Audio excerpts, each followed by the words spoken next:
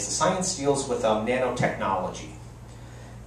A lot of people think nanotechnology is science fiction. It's something we need to worry about from the future. It's not really something we have to worry about today. It's manufacturing at the atomic level, where they're manipulating matter at that level. That sounds like something from the future, and there's been different science fiction stories about nanobots that eat the world and things like that. But many people don't realize that nanotechnology is a very active industry. It's actually one of the burgeoning industries. It was a $70 billion industry last year. There was $70 billion worth of nanotech products sold in the U.S. last year. Most of it is in the form of nanoparticles. You'll find nanoparticles in things like toothpaste, cosmetics, sunscreen, but also in common household products like running socks and different types of shirt fibers, which is all fine and good, except there's a little darker side to that nanotechnology, in that we're just now discovering that some of those nanoparticles are very dangerous. The UCLA discovered that nanotitanium oxide that's found in children's sunscreen has been shown to actually cause genetic damage in animals. That causes damage at the genetic level in animals.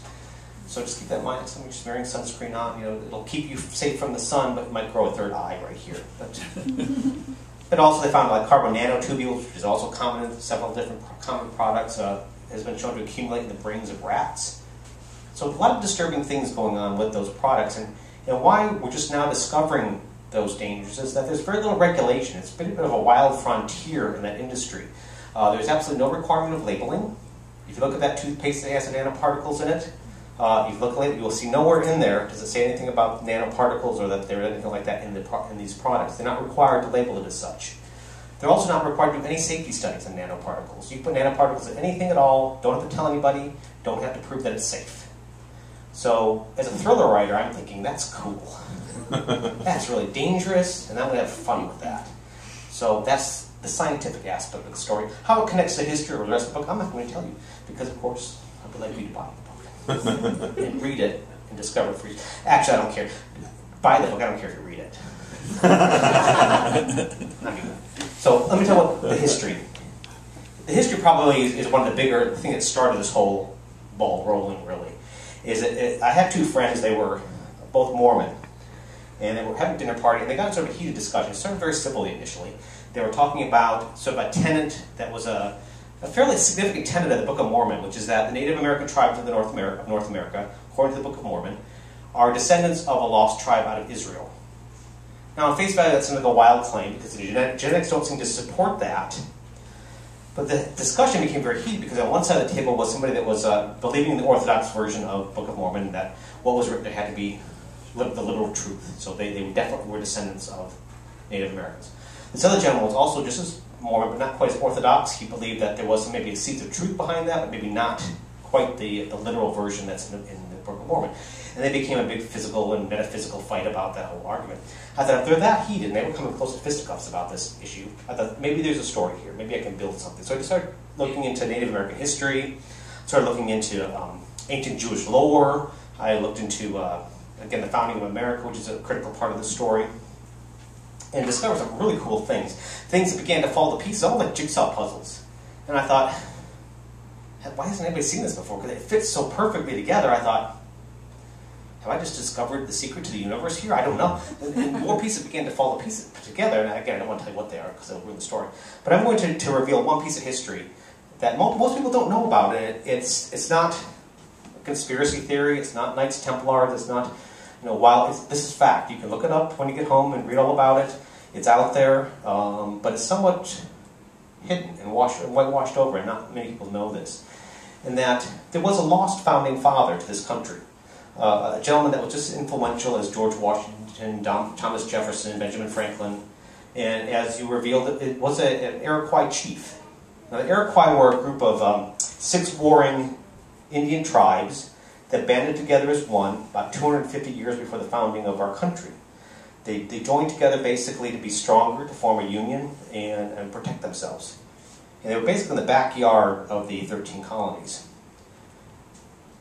Now, this Iroquois chief, his name was Conestego, was a bit of a rock star of the colonial era.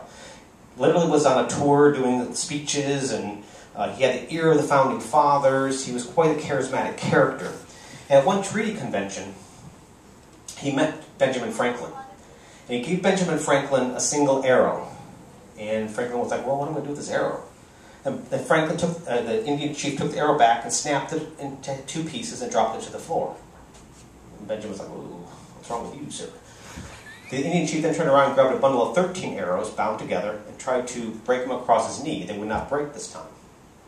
He handed that bundle of unbroken arrows to Benjamin Franklin, and basically the message was, you are 13 squabbling colonies, you will not survive as single arrows. The only way you're going to survive is to band together as one, like our Indian nations did 250 years ago. That's the only way you're going to survive and be unbreakable, is to join together. Now this so impressed Benjamin Franklin that he published that speech of Chief Conestoga and spread it across the colonies. It was held in high esteem, so much so that when Benjamin Franklin was a part of the the committee that designed the Great Seal of America. And everybody's seen the Great Seal. It's on every dollar bill out there. You have the bald eagle, outstretched wings, and one talon is the olive branch, and the other talon is the bundle of 13 arrows. Well, a bundle of 13 arrows was the secret acknowledgement by Benjamin Franklin to Chief Conestoga for, again, pushing the 13 colonies had to join as one.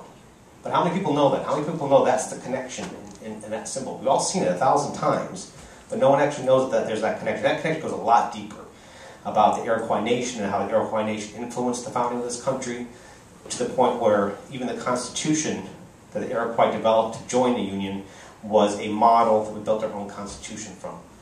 One little example, too, is that at the Constitutional Convention, where they were discussing, what type of Constitution, how they wanted to word the Constitution, John Rutledge, which was the delegate from South Carolina, stood up and read from this ancient Indian document called Law of Peace that was written 250 years before the founding of America.